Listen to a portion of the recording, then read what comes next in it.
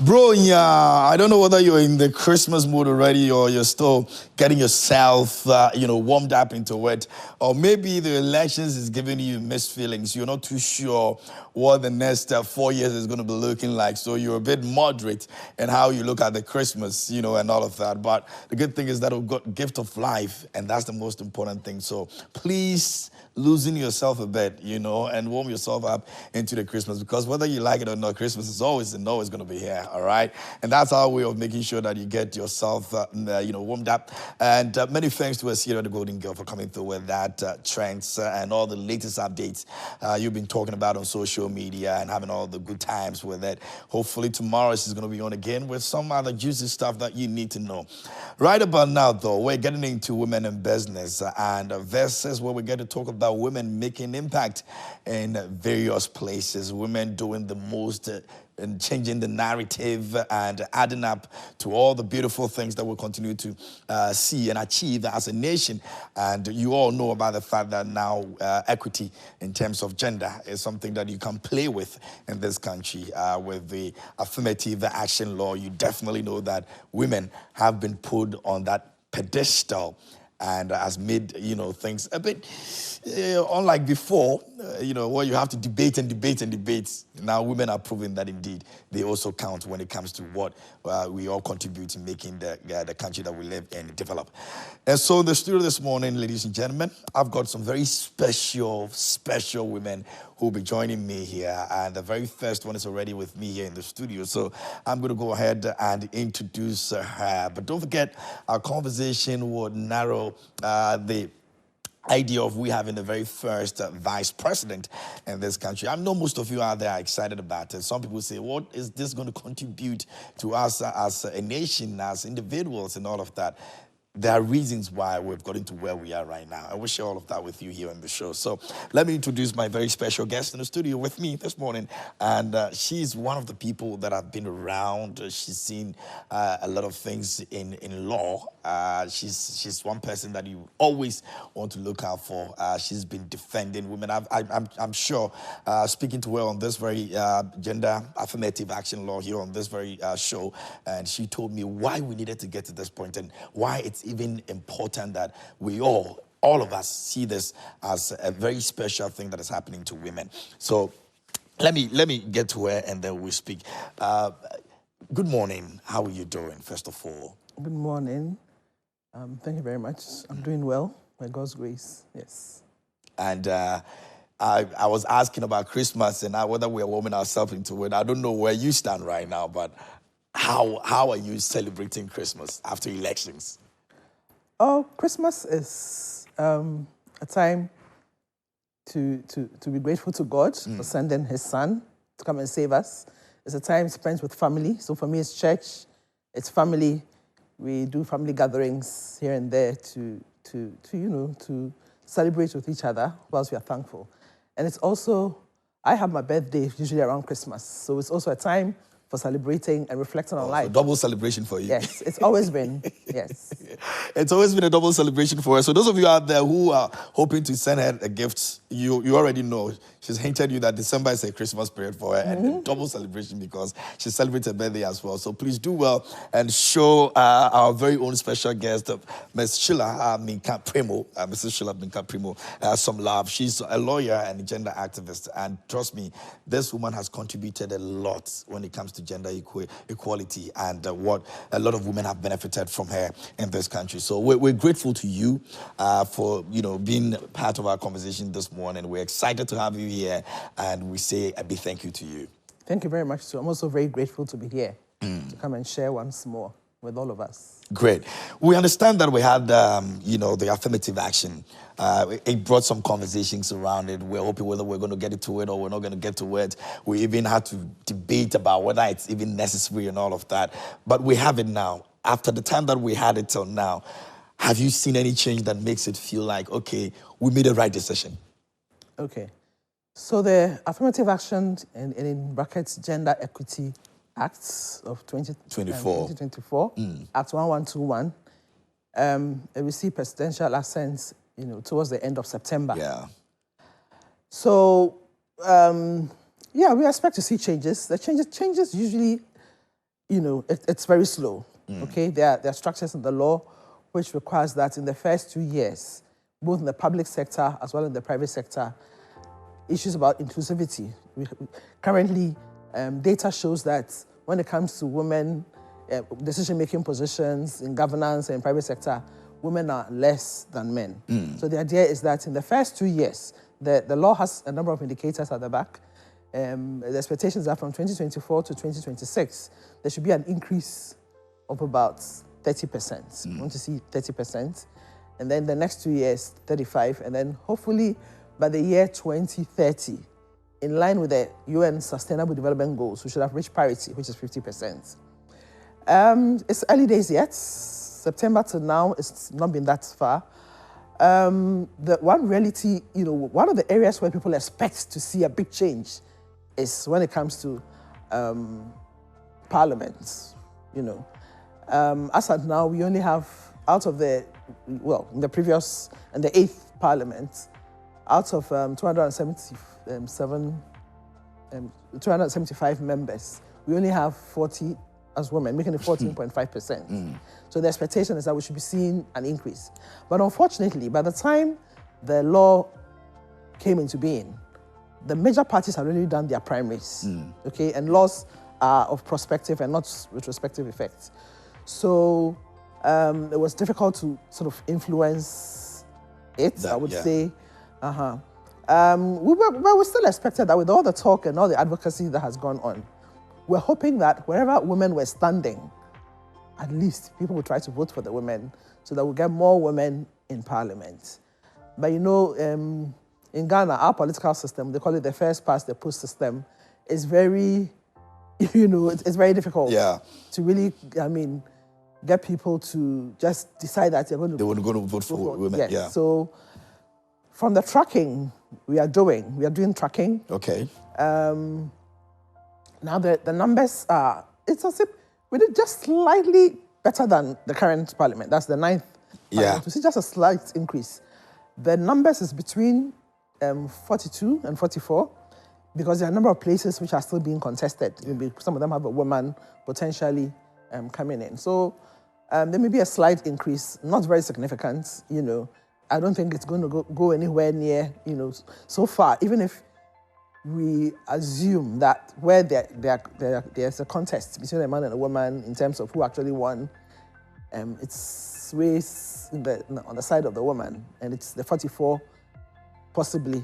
It's just about 15 point something, so we wouldn't be anywhere near the 30% expectation. So there's still a lot of work to be done. One of the areas where it would be easy to start seeing the change is appointments by the executive.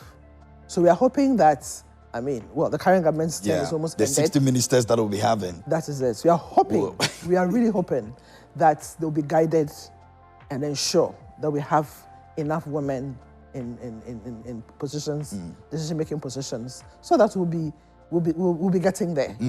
Ghana. At most, how many are you expecting in terms of numbers? Oh, at least. I am a proponent of the law. Yeah. So we are saying 30%. Okay. So out of the 60, we are hoping that at least 20. My math is not very good. That would be bad. No, 20, 25, 30 will be bad. Yes, my math is system. But I'm really hoping. Because I think that the women are out there. There are lots of educated women now, educated in various areas. Yeah. with a of lot leadership. of various areas of leadership, in business, everywhere. And quite a number of them too have gained enough experience working in different sectors. So I'm hoping that as the search party starts, they will be looking out and identifying enough women to put them in positions. Ghana is way behind. If we look at other countries, what other countries have been able to achieve, we haven't done so well. There are some areas where we've done quite well. I think that within in the judiciary. Okay, yeah, we've seen a lot of women in there. Yes, the number of judges. Charge, yeah. Yes, currently the current Chief Justice is a woman. We've had, out of about 20 something Chief Justices, we've had 3 of them being women, and maybe that's a good sign. And from a speech that I heard from the current Chief Justice, her leadership, Justice Trudy Tokono, at a meeting of the public sector, PSC, and Public Service Commission. They did a workshop recently, and one of the things they looked at was women in leadership. Correct. So in her presentation, she indicated that at the Superior Courts, it appears as if most of the new judges that are being appointed, there are more women as compared to men. So even though the men are quite a lot, with time, there's going to be a balance, or there's even the possibility that maybe the women may even, with time, outnumber them. So things seem to be getting on quite well at the judiciary. Within the legal profession, where I am also in, at the time I started practice, which is about 35 years ago. That's a lot. The women were very few. We're about like 1/5 or something. Currently, we are almost at par. Okay. A lot of women are now, going into the legal profession, studying either as a first degree, as a second degree. So from the numbers I saw quite recently, it's almost at par. I think that in some professions, things are better, but in others, it's not so much. And the challenge is usually with the governance institutions. There are some that haven't done so well. Electoral Commission, for instance. So far we've had 2 women. Yeah. At the which other institution? NCCE. We've also had 2 women there as well. So there's increasingly... It's not that bad. It looks like we're paying attention. It's not good enough. It is not good enough because if you look at the population of Ghana, all our population censuses have shown that women are absolutely. Yes, the last one shows that I think women are 50.7%. And that's huge. So if you have so many women, the expectation is that at least when it comes to leadership, you should also have quite a number of women, And one of the places which is also not doing very well is at the local governance level. Local government is closer home to us. Yeah. That is our very close to the people. Yes. At the last election, the numbers were, the women who got elected were less than 4%, which is very bad. Yeah. So for me, the law itself has a number of strategies in it, which if it's followed, we may see a change. Yes. It may see a change. I guess several factors account for this. We live in a patriarchal system where men are supposed to be the natural leaders in their sociocultural norms. We have all our sayings, which shows that women are supposed to be in the background. I'm a tree person, so one of the tree sayings is "Oba kitachia etribema dem." Yeah. And similar ones in the other languages, and within the religions as well. The former religions that we have, the Christian religion. It took a long time for women to advocate to become recognized, to be preach, given, as to be able to be pastors, etc., in there. And then, when it comes to the elected positions, it requires a lot of money. And because women are, we are childbearers, many single parent homes it's women. Yeah. So all their resources goes into look after their children, where they even, there are laws which enables them to get child support from the fathers of the children that they have. But it's very difficult. In most cases, it's just... Yes, the courts are there, but it's difficult and money. So many women, struggle. A lot of money that they have goes into looking after their children. So there's very little money, to go into politics. Yeah. And the kind of politics that we run in Ghana is quite... It takes a lot. It takes a lot of finances, money, yes. And it's also very... our system, the political system in particular, is very robust, a bit of aggressive. So, when women are being brought up, it's supposed to be a lady, gentle, etc. But our politics requires a lot of boisterousness. So a few women are able to master that kind of... by nature, they're strong, and they're able to fight and get into places. So it's a very difficult terrain. And we have what we call our first past the post system, where it's, what has been labeled as what winner takes its own kind of thing. It's very difficult to ensure gender equality in that kind of system. Yeah. In many of the countries that have managed to increase inclusiveness, when it comes to gender inclusiveness, they have what they call the proportional representation system, where it's sort of a system where you ensure there's representation of different groupings. So you will see that in Africa, many of the countries that have been successful in ensuring gender inclusion in their countries, the Rwandas, South Africa, and many of the Southern African countries, etc. It is because of their electoral system. In Ghana, we have the first past the post system. It's difficult. Yeah. Are you going to say that in strong areas for certain parties, only women should stand? You know, we have had a history in Ghana before, at the time of independence. I mean, after independence, when we became a republic in 1960, the law was passed, Representation of the People's Act. So, my next question will be what we are currently experiencing as a nation, and I'm talking about the vice president that we have right now, the first female vice president that we have right now. So that will be where our next conversation will be moving towards. But let me also take the opportunity to welcome my next guest, who has also joined us right here in the studio. And those of you out there who tuned in right from the beginning of this conversation, I told you that we're going to have another guest also join us. So Naana Oye Bampo Ado. I got it right. Yeah, you got it right. Okay. Naana Oye Bampo. Good morning. How are you doing? Good morning. How are you doing? I'm fine. I love your shoes. Thank you. I love what you're wearing too. Thank you. You look good. Great. So, and she's the former minister. Sheila. Hello. She's former minister for Gender, Children, and Social Protection. Also joined us over here on the show as well. And we're trying to, having a way that we can all understand why we've gotten to this point. So if you just join us, that's the conversation we're having. But before I come back to you, so we look at the vice president, the first female vice president conversation. Let me get your remarks on what we have seen so far in terms of women inclusivity in our system. Have we done enough after the affirmative action gender conversation? Have we done enough for ourselves as a nation? It's exciting, and I'm looking forward to the 7th of January when the first ever female vice president of the Republic of Ghana is sworn into office. It's been a journey. It's still work in progress.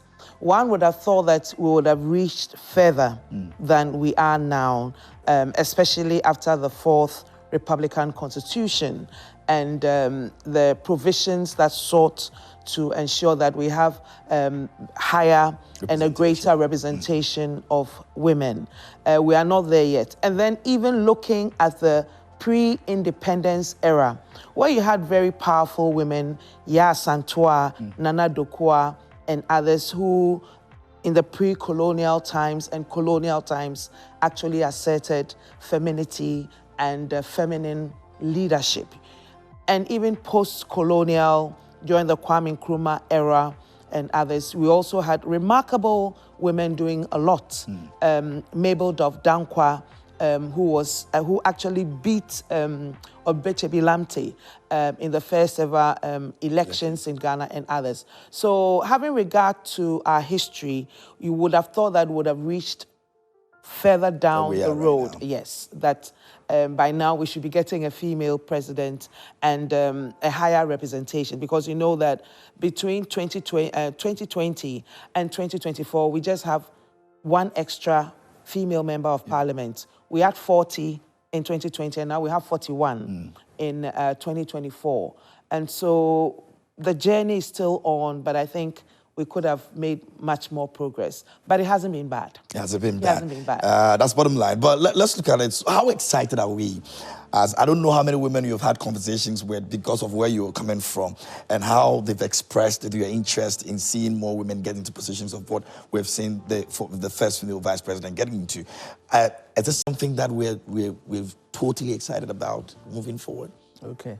So representing the Affirmative Action Law Coalition, which is a coalition of NGOs that came together to push to ensure the passage of the Affirmative Action Gender Equity Law.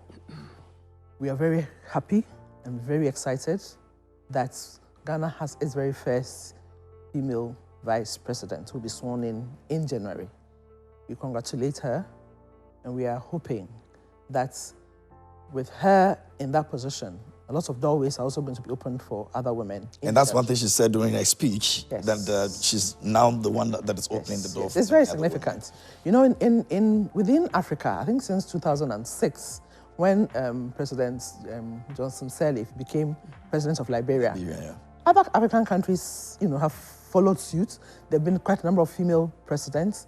There are also a number of female vice presidents in Benin, in many other countries, in Mozambique and Malawi, etc. So Ghana has, which has been the first in many things. I think that we've lagged behind. And therefore, we are very excited that we have our first female vice president. And we are hoping that that will be a sign of better things to come, especially when this law, which has just been passed, kicks into place, and the strategies and the provisions and it are actualized. So we're very excited, and we congratulate her. And we also like her to know that we expect a lot from her. I was going to come to the responsibility that now rests on her shoulders. Yeah. Are we going to be asking for too much, seeing her in that position as women? We have started a journey, and it won't be asking for too much, because it's like yesterday. We really need to railroad and get a lot of women on board. I mean, women have the experience, women have the skill set, women have the competencies, and women can take up many positions across, both horizontally and vertically. I mean, in terms of national office, at the regional level, at the district assembly level, at the local level. I mean, since I started working in politics, space, I've seen a lot of women at especially the local level. I mean, playing the roles just like every other stakeholder in the political space at the local level. And I believe that they are ready and willing to take up positions. So it's like the work started yesterday. I mean, like, there's a lot of work to be done in positioning women at all these levels, and then even horizontally and vertically. So also within, like, the civil service, the public service, the armed forces, security, also within the judiciary, even in private sector, and also the civil society space. Women need to take their chairs and sit at the table of decision making. So, like, we just need to railroad and just continue to get more women, because we are partners in development, and we have the experience and competence to take those critical decisions, especially in this difficult moment. You know, when we wake up in the morning and we know there's no food in the house, and we're looking up to mom, Exactly. to what's see happening. but somehow, she'll put things together. And even we don't get 3 square meals, at least we won't go to bed hungry. That is the prowess of a woman, and that value and quality we need to hone and bring onto our table in terms of getting Ghana reset. There's one thing that I think probably we should also be looking at right now, and I'm going to ask you because you've been in that position before, and I'll come back to you also to get your opinion on that. Being a vice president in this country, or being a second to a minister or a deputy minister, for example, seems to be a very difficult task for those who have been in that position. And not long ago, we've had a vice president says that I was not the driver, I was the mate. We have a woman who is assisting a man now. The man-to-man couldn't really give us the kind of shared responsibility that we wanted to have, looking at the conversation we've had over the period. You think a woman to a man conversation will bring us the kind of representation we need or we deserve as a people, as women? Woman to man complements. Woman to man is what it should be.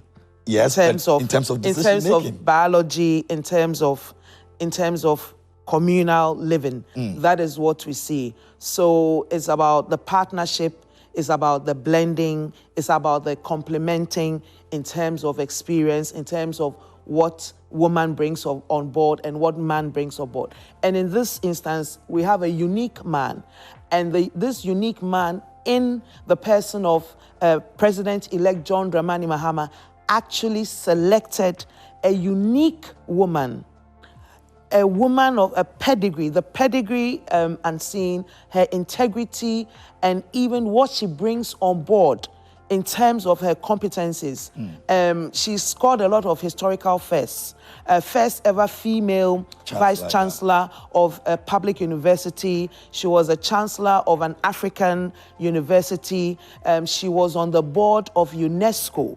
And under her tenure as Minister of Education, the Ghana educational sector was one of the 5 top performing ministries of education or educational sectors globally.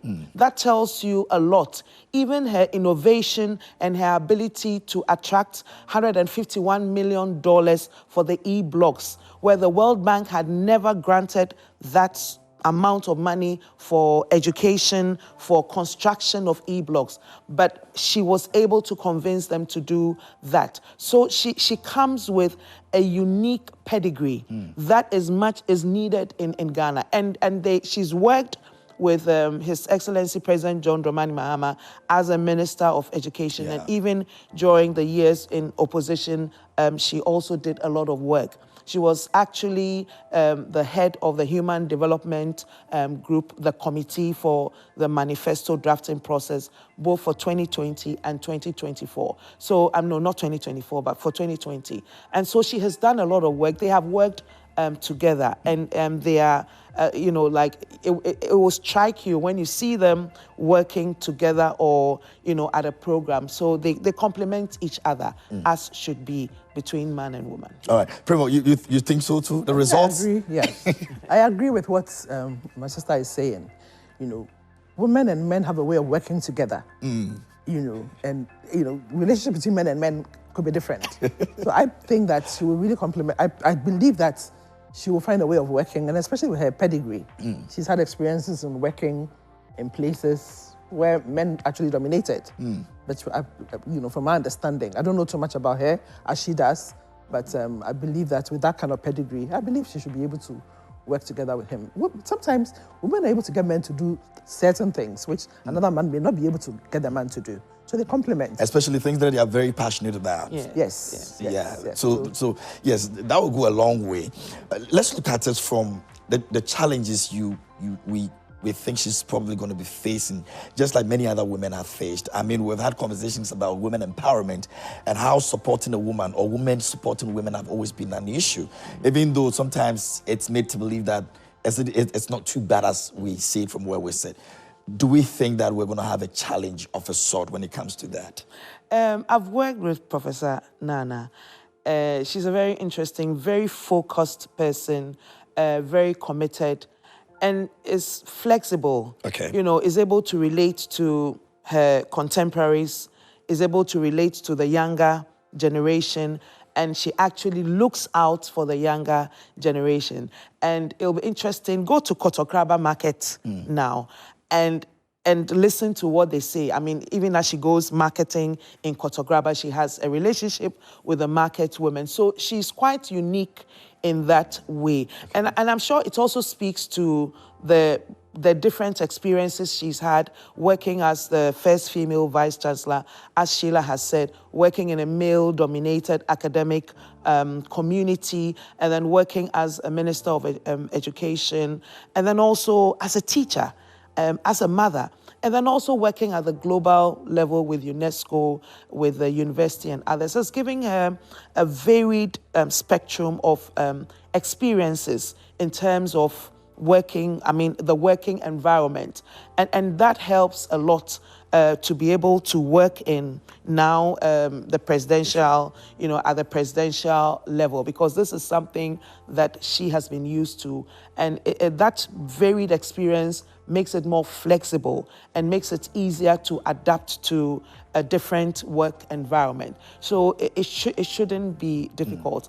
And at the level of vice chancellor, at the level of Minister of Education, she's had to work with different, different departments, different directorates. She's had to coordinate because at that level, coordination is, your ability to coordinate will be very, very important and critical to your ability to manage and all that. So she has a wealth of experience. And I must say that she was also a school prefect at Wesley Girls High School. So if you know what it entails to become a head prefect at Wesley even Girls, at that level. At that level. Area, So even at that level, she was leading. And so she's played the leadership roles at different levels in different contexts, both in managerial, in the academia.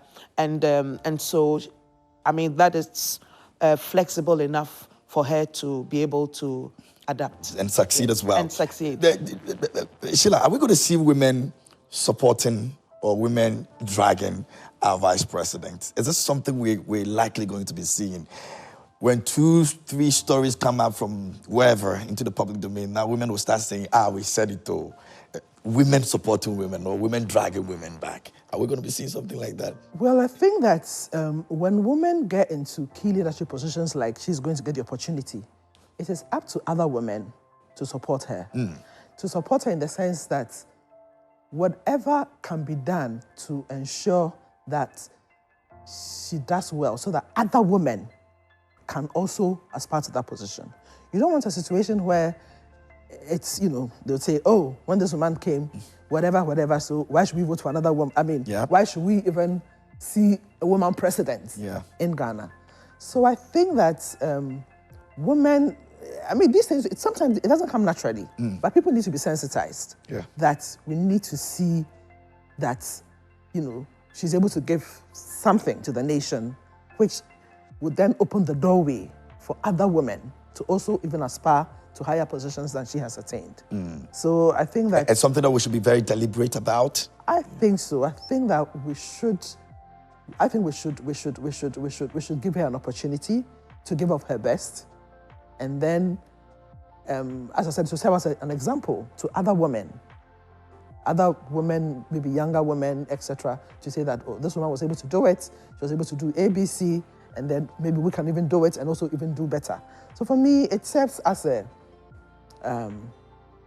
it's like a precedent, which other women can look up to. So for me, there's a need for her to do well, so that others can also benefit from her success. Okay, let's look at the major issues when it comes to the challenges. In your case, you were in the gender ministry. As much as you try to turn things around to make things work, it's always coming at you like you're not doing enough. And maybe the same yardstick they'll be giving to you will not be the same yardstick they'll be giving to a man.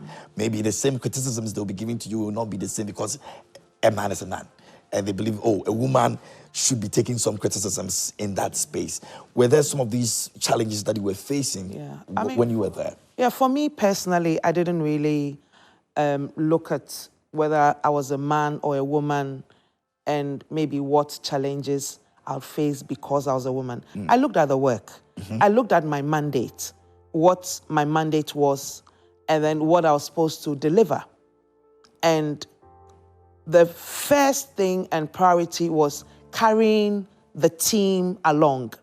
And all of us as a team at the Ministry of Gender, Children and Social Protection, understanding and accepting or believing our mission, what was in front of us, what did we have to do, what were our deliverables as a ministry.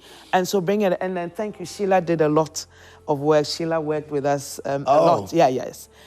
And so so that was very critical to have a team, to make sure that we were on the same page as a team, and then also getting the resources to be able to deliver, and then delivering the results, the results together, so that we realized our objectives. And I must say that we came together as a team and were able to realize most of our objectives. So it was very important to carry everybody along. So I didn't really see, and I've never really looked at things in that prism of a man, he's a man, is woman. What has to be delivered? How do we deliver? What do we need to deliver? When do we have to deliver? What is our time frame? It doesn't matter whether you are male, whether you are female, you are part of the team. Let's do it together and achieve the results. So it's as clinical as it is. And and that's it. we are there to work, and we have to. And I believe that is the same approach that Professor Naana, because like I said, I've worked with her at the cabinet level and also at various levels. And I mean, and what I like about her is how she's innovative. Okay. And how she thinks outside the box. So I was like discussing this building team and all that. She was like, oh, her meetings, she's realized they really love roasted plantain and groundnuts and all that. So like when she's going for meetings, she'll take along, she lets them buy, and then they all eat together. And she loves cake. I mean, like she bakes cake. So at at our meetings, she would bring like a banana cake and all that. And so I also started doing that. And I realized that it really worked. Like around lunchtime, have a meeting, we have lunch together. And then after the lunch, we plunge into work. So, I mean, so she taught me a lot of these innovative ways of team building and then how to be more focused and strategic in work. And so she's really a very pleasant person, and it's really good to have her as a mentor to, help. So I really loved that, always getting bits of advice and ways to do things from her. Yes. Yeah. Whether it's IT, whether it's team building, whether it's professional, she always has, like, okay, let's do it this way. If we do it this way, we can get more people. It's cheaper and cheerful, and we can get our results. So I really like that, And I remember like when COVID descended on us, and we had to continue work on the manifesto drafting process and how we embraced the Zoom and all that. So that's one thing I really like about Prof. Naana. Yeah. And I'm sure many other women would have loved to be in your position. You're learning all of that from now. Let's take a look at other issues that maybe in your space, that we would also want to explore. Are there women who are now beginning to understand, and this is based on the research and all that you have done in terms of the equality and all of that? I spoke to actress Eniodo a couple of days ago, and she mentioned it was about women empowerment and how women are taking leadership roles in creative space and producing their own movies, directing their own movies, and filling the cinemas and all of that. And she spoke about the fact that from where they started and where they are right now, women have gone beyond just being the minor gender. Is this something that we've come to accept as women, that we used to be in a certain space, but now we are no more a minor gender? Have we accepted that? Well, like I said, we live in a patriarchal system, but with education, with people becoming more enlightened and looking at people's abilities and not just their sex. Yes, many people recognize that women are able to do so many things, and they're able to, achieve the best that they can, whatever the area is. You mentioned the creative industry, medical industry, medical area, the legal professionals I mentioned. So for me, as I think Nanoye indicated, it is whatever tasks you have or role you have to play, are you able to give it your best, whether you're a man or a woman? Do it to the best of your ability. And everybody would commend you for what you have been able to achieve. So from what you heard from the creative industry, if there were some stereotypes that existed there, and they've been able to overcome them. Now you have women who are camera people, there are women who are producers and directors, etc., and they're able to give up their best, then why not? So once they're able to give the best that they can offer in the particular area in which they are working in, then there's not much of a problem, okay? What I've realized is that when women are given certain positions of authority sometimes, and they are, they have a few challenges with the work that they do, people tend to criticize them much more than if a man was in that area. So that's why the emphasis should be on excellence. When you have that opportunity, when you're given the opportunity, give it your best. Do it to the best of your ability, okay? And whatever you're also given to do, sometimes people face challenges which may be difficult to overcome. But as much as possible, give it your best. And if there are any shortcomings, people will be more willing to let it go instead of just saying that, oh, it's because she's a woman and she wasn't able to, etc. Because many women have been able to, as they say, break the glass ceiling. In the army, some are they've been helicopter. I know a helicopter pilot. I know some in the Navy. I don't know whether any of them have captained the Navy ship. I wouldn't be surprised if they have. So for me, it is take the opportunity, give it your best, and that should be it. So they'll not be looking at, this is a woman or whatever it is that was able to do it. And let me mention, Sheila is my senior sister. And I'd like to mention one woman who trained us, who became Chief Justice. Sheila's auntie, yes, Justice of Abna Boafo Akufo.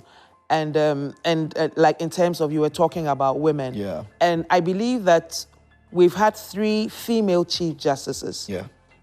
Who have done, that's Lady Justice Theodora Wood, and then Justice Sophia Akufo, and now we have, yes, Gertrude, yeah. So that has shown Ghana that women at that level, in terms of the third arm of government, they have endeared themselves. And so those are the examples, let's say historic examples that we can look up to. We've had a female IGP, we've also had a female director of immigration, and for a while we also had a female director of public, the chairperson for public service. So we've had first females, and of course a female speaker of parliament, and they've all done very well.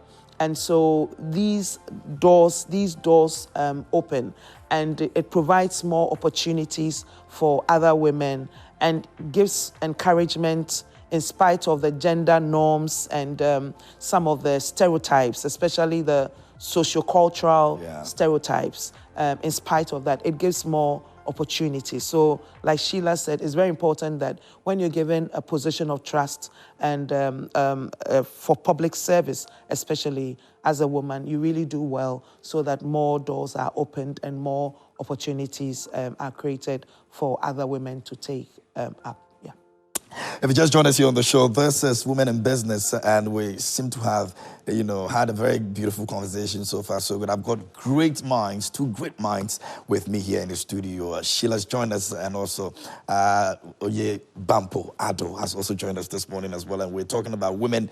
We're talking about the first female vice president in politics, and I'm sure a lot of expectations are just, hanging around, hoping to see a first 2 years or maybe even 1 year and all of that. But the women over here have actually given us that, assurance that we're going to see her deliver and deliver well. I don't know about you, but you can send your messages to us and let us know what you think about we having a very first female vice president in this nation, and all that the women have spoken about. If you think that it's something that we need to encourage them to even do more, you can also send your messages to us, and we'll be reading them as and when we're able to get them. But let's take a look at the future and what this looks. I mean, in 4 years, I don't know what will happen after the 4 years in terms of her politics and how it's going to be looking. You're closer.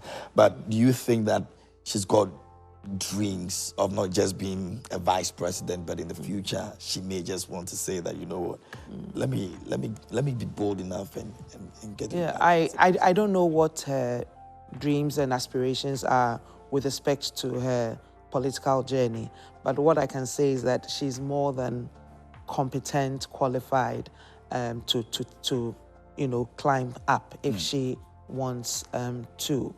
She's more than qualified and competent to do that. And like she said, she's opening the door. She wants to keep that door open, and I think that is important. And for me, it's the beauty of it is the Gender Equity Affirmative Action Act being operationalized at this critical time when we have our first female vice president, and that will be very, very great.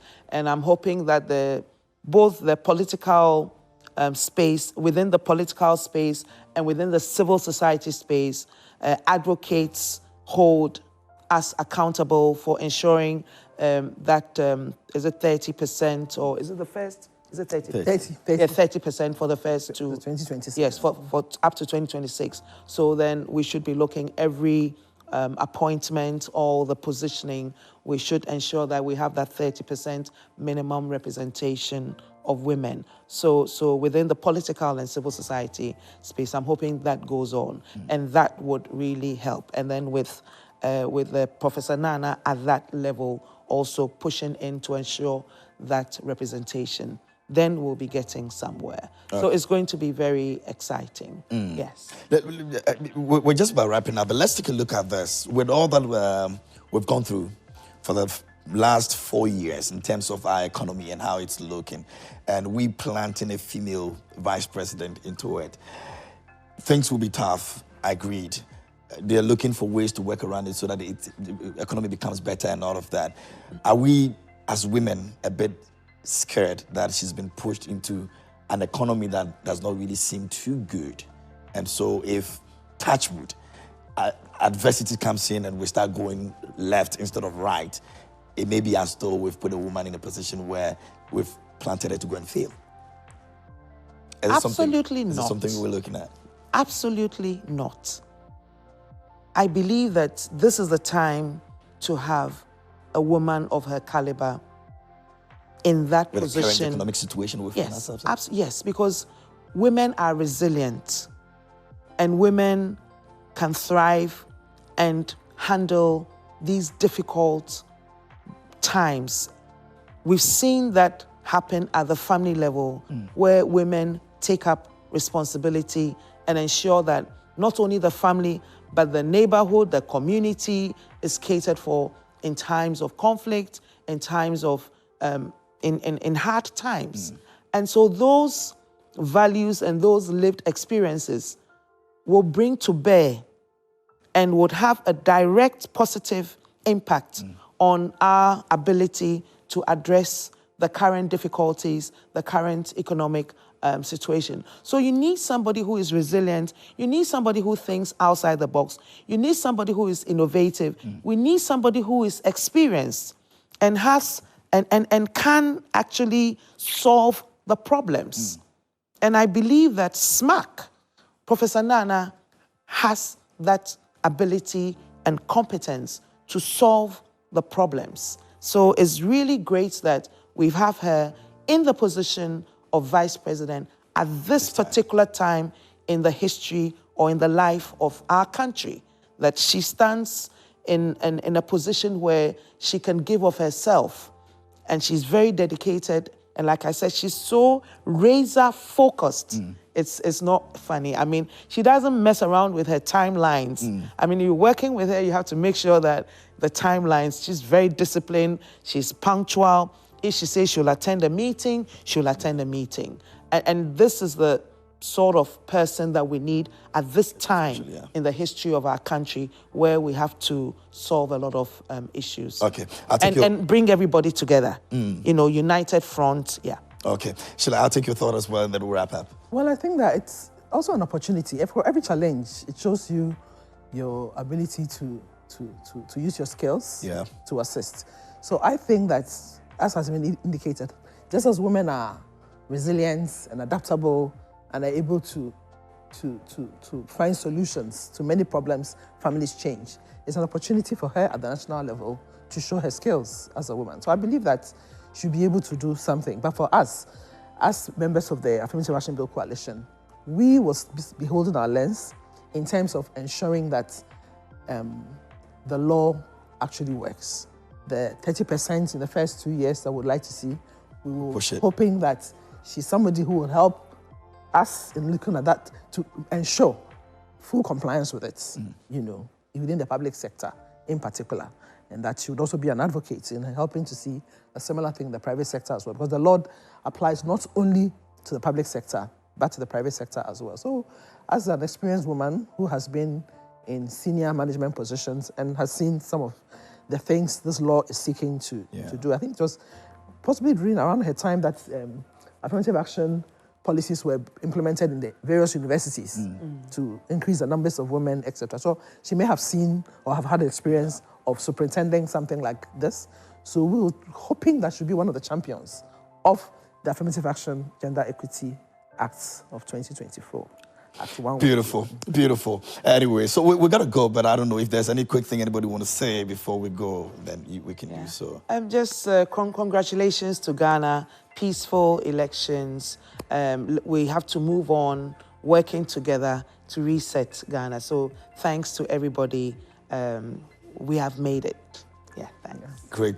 So I'd also like to congratulate the various institutions who were responsible for the elections, for the peaceful way in which it has gone. There are a few challenges here and there, but I'm sure they'll be sorted out. Also, on behalf of the coalition, we'd like to congratulate our incoming Vice President for the position she has attained, and we are looking up to her to help as our guide in ensuring that Ghana becomes a more inclusive country and that there's equal opportunity for women as well to take up more positions. I bet many women out there will be delighted to see the two of you, great minds, share your thoughts on this very, very, very topical issue, because almost everybody seems to be talking about it. We have a female vice president now, what's next? But you've made us understand that indeed we can do this, and with the woman even there, we can do better. And my thanks will go to you this morning for making time for us here on the show. Really appreciate it.